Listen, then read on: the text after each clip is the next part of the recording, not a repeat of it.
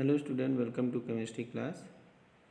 In today's chemistry class we will come to know how to calculate equilibrium concentration. Okay.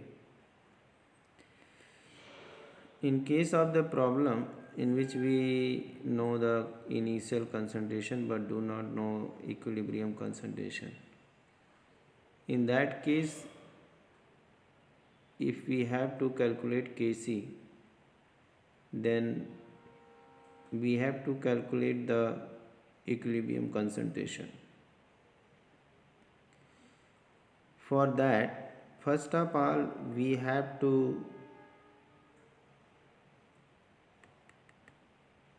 calculate, we have to write the balance equation. What? We have to write a balance equation. Okay. Then under the balance equation, make the table list for each substance involved in the reaction.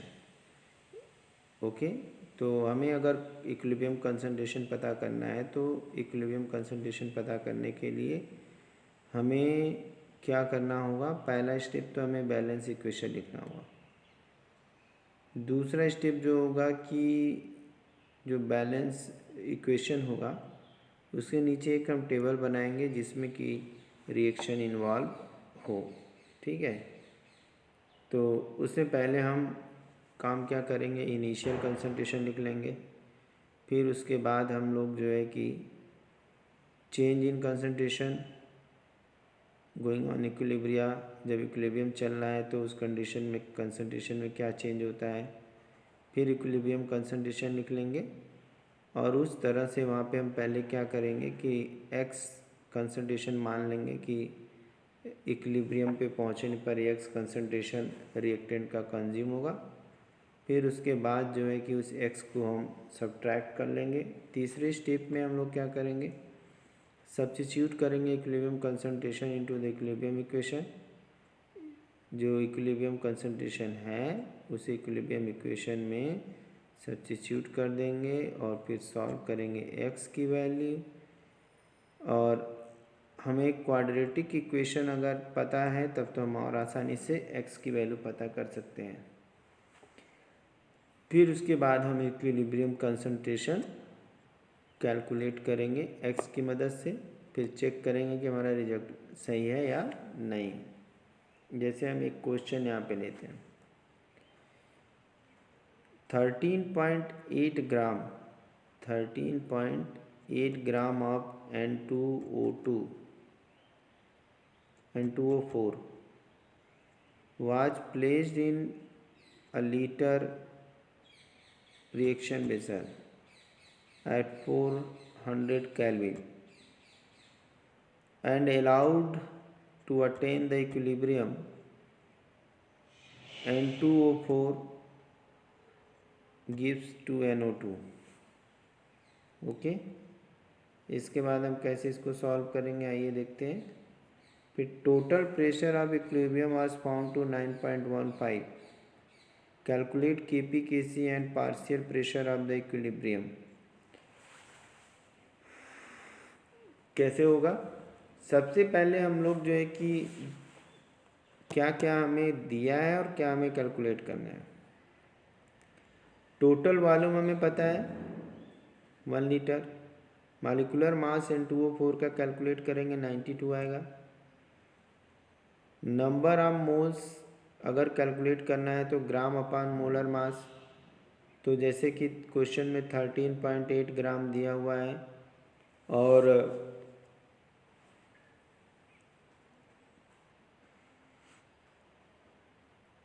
जो molecular mass है वो molecular mass दिया हुआ 92, उसको calculate करेंगे तो 0.15 ग्राम आ जाएगा। ये हमारा नंबर ऑफ मोल पता हो गया। अब हमें Pb बराबर nRT से पार्शियल प्रेशर निकाल लेना है। यहाँ पे हमारा R की वैल्यू 0.083 बार पर लीटर यूज़ करना है और टेम्परेचर के रूप में हम जो है 400 केल्विन टेम्परेचर जो दिया हुआ है उसको यूज़ करेंगे। तो अब यहाँ से हम लोग पार्शियल प्रेशर निकाल लेंगे। Pb यहाँ पे V की जगह पे 1 लीटर, फिर n की जगह पे 0.15, r की जगह पे इतना और t की जगह पे 400। तो वहाँ कैलकुलेट अगर करेंगे तो 4.98 बार आएगा। प्रेशर कितना आएगा? 4.98 बार आएगा। ठीक है, इसके बाद हम लोग जो है इक्वेशन लिखेंगे। अब एक एक स्टेप यहाँ पे हम देखेंगे। पहला स्टेप में हमने क्या किया, रिएक्शन लिखा, balance reaction, N2O4 gives 2NO2, initial pressure 4.98 बार। उस समय N2O2 कुछ नहीं बना, 0 था। इक्विलिब्रियम में पहुंचा, 2x बार जो है कि NO2 बन गया। x इसमें से हमने सब्ट्रैक्ट कर लिया, तो 4.98 माइनस x हो गया। अब इसको हम टोटल करेंगे। Total pressure at equilibrium PN2O4 plus PNO2, okay, total pressure हो गया। तो 9.15 equal to 4.98 minus plus 2x, okay. तो अब यहाँ से हम इसको सॉल्व करेंगे तो हमारे पास बचेगा 9.14 इक्वल टू 4.98 प्लस x बचेगा। अब इस x को वैल्यू हम रखेंगे फिर से इक्वेशन में, जो हमारा इक्विलिब्रियम पे 4.98 माइनस x है, तो 4.98 को घटा देंगे,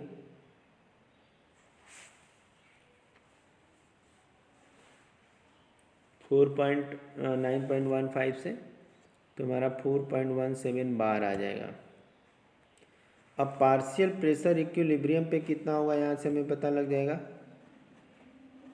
PN2O4 का तो 4.98 माइनस 4.17 कर देंगे तो 0.81 बार हो जाएगा। और NO2 को जो है कि 2x मल्टीप्लाई कर देंगे तो हमारा NO2 का बार हो जाएगा। प्रेशर 8.3। अब यहाँ से हम Kc निकाल लेंगे, PNO2 square upon PN2O4, okay. फिर उसके बाद कैलकुलेट कर लेंगे, 85.87 आ जाएगा। ठीक है, अब इसके बाद Kp Kc निकालना है तो Kp equal to Kc RT delta n की वैल्यू पता ही है 1, तो Kp इक्वल टू क्या हो जाएगा, दिस मच 2.6, क्या हो जाएगा 2.6 हो जाएगा। इसके बाद एक हमारा अगला प्रॉब्लम है, उसको भी देख लेते हैं हम लोग। अगला प्रॉब्लम क्या है कि 3 मोल ऑफ PCl5 है kept in 1 litre close reaction vessel. 3 mole PCl5 को 1 लीटर के क्लोज बेसल में रखा गया है। इक्विलिब्रियम अटेन करता है 380 केल्विन पे। तो कंपोजिशन ऑफ मिक्सचर क्या होगा, जबकि Kc की वैल्यू दी है 1.8। पहले तो हम पहला काम करेंगे, बैलेंस इक्वेशन लिखेंगे। बैलेंस इक्वेशन लिखने के बाद इनिशियल कंसंट्रेशन लिखेंगे, और याद हमें ये रखना है कि जब हम इनिशियल कंसंट्रेशन रखते हैं रिएक्टेंट का, तो उस समय प्रोडक्ट का इनिशियल कंसंट्रेशन क्या होगा, 0 होगा। इनिशियल कंसंट्रेशन 0 होगा। अब उसके बाद रिएक्टेंट का तो कुछ ना कुछ रहेगा। अब ये मान लेंगे कि x मोल जो है PCl5 x मोल डिसोसिएट हो गया, तो यहाँ से x हो गया दोनों का, PCl3 और Cl2 का, और x इसमें से घटा दिया। अभी हमारा इक्विलिब्रियम कंसंट्रेशन हो गया, उसको रख करके यहाँ पे सॉल्व कर लेंगे। अब इसके बाद क्वाड्रेटिक इक्वेशन लगा कर इसको हम सॉल्व करेंगे, तो PCl5 का कंसंट्रेशन 1.41 और PCl3 का कंसंट्रेशन 1.5 नहीं आ जाएगा। ठीक है, तो ये इस तरह से हम यहाँ पे ज़्यादातर क्वेश्चन जो होता है प्रेशर वाला ही क्वेश्चन देता है। ठीक है, ज़्यादातर क्वेश्चन जो है प्रेशर वाले क्वेश्चन होते हैं। तो एक बार इसको ध्यान से आप लोग देखिएगा। ठीक है, अब इसके बाद हम लोग रिलेशन देखते हैं कि डेल्टा जी और ई में क्या रिलेशन है। ठीक है, तो हमारा अगला टॉपिक है relationship between equilibrium constant K and reaction coefficient Q and the Gibbs free energy G. Okay, तो जो पहले भी हमने आज की क्लास में पहले ही बताया आपको कि केसी की जो वैल्यू होती है वो टेम्परेचर डिपेंडेंट होती है, रेट डिपेंडेंट नहीं होती है। ठीक है, डायरेक्टली रिलेटेड है थर्मोडायनेमिक्स से। ठीक है,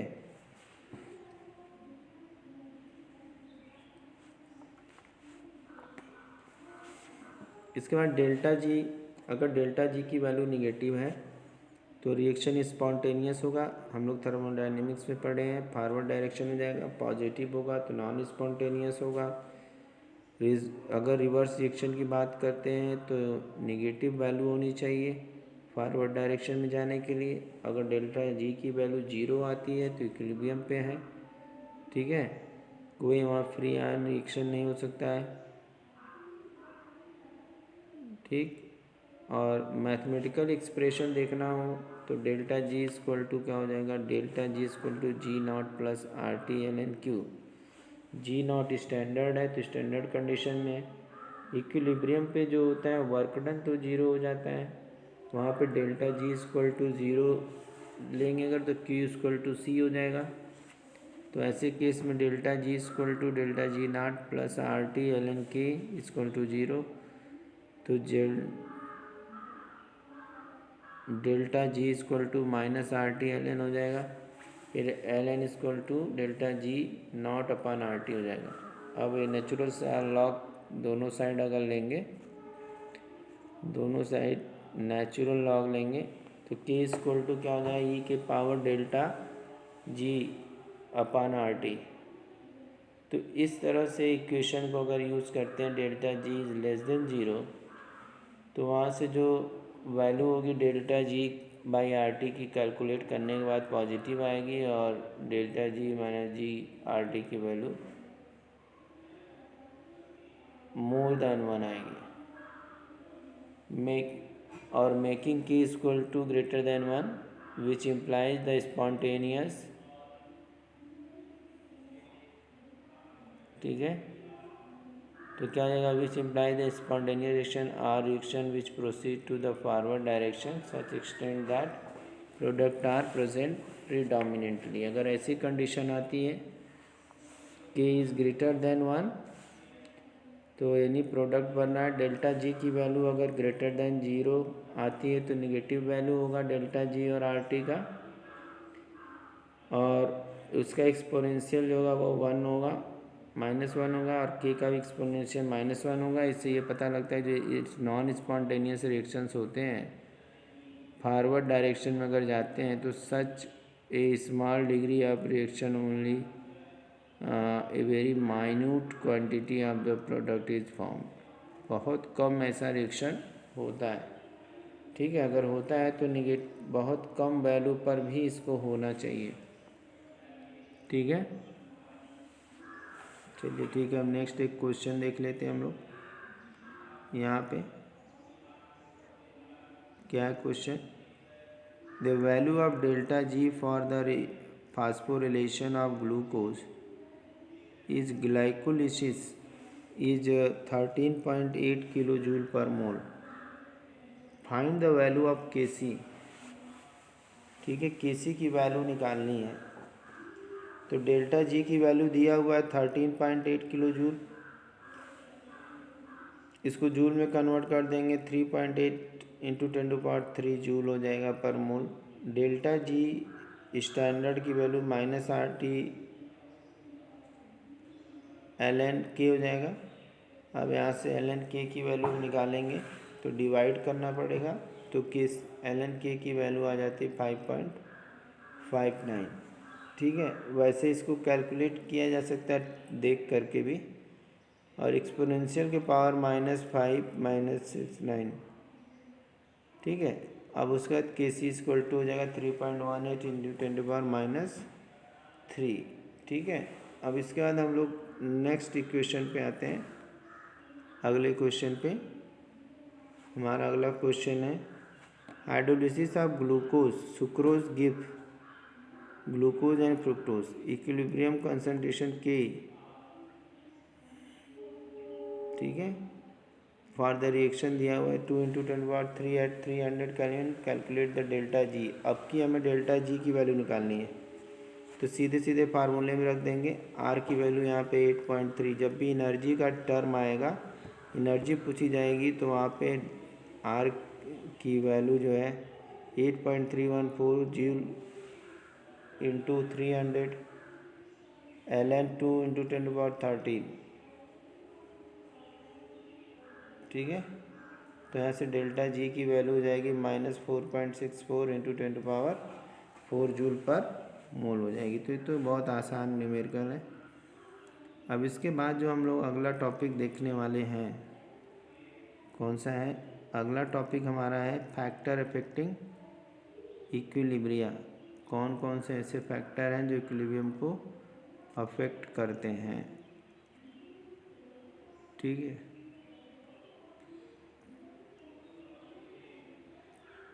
effect of the concentration change, ठीक है। इसके बाद हमारा टॉपिक है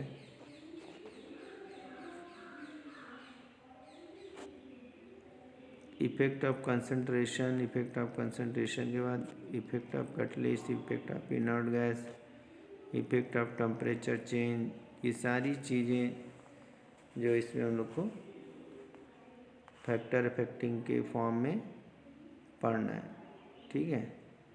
तो हम लोग जो है आज स्टार्ट करेंगे, फिर इसके बाद हम लोग इसमें ली चिटेलियर्स प्रिंसिपल भी देख लेंगे, ठीक है।